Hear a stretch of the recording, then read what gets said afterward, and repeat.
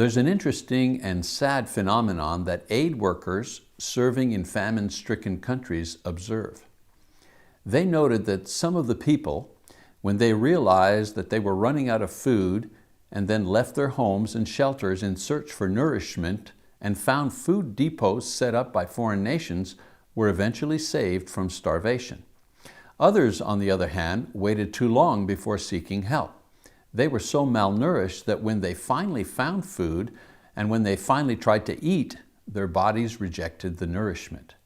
Their digestive systems had shut down and would no longer process the very thing their bodies needed to stay alive.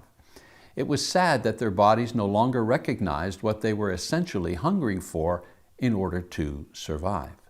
Now there's a parallel here between physical and spiritual hunger, a parallel expressed by the psalmist. As the deer pants for the water brooks, so my soul pants for you, O God. My soul thirsts for God, for the living God. When shall I come and appear before God? Psalm 42, verses 1 and 2. In this passage, the writer establishes the idea that we have a spiritual as well as a physical longing for nourishment.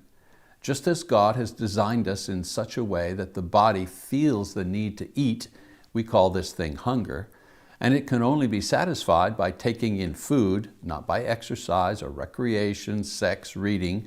Only food will do.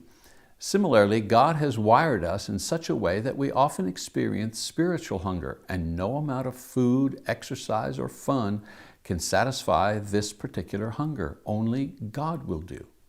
The sad thing about this is that just like the famine-stricken tribes in parts of Africa whose digestive systems shut down because they waited too long, many people die of spiritual hunger because they wait too long before they try to satisfy it with the wrong thing.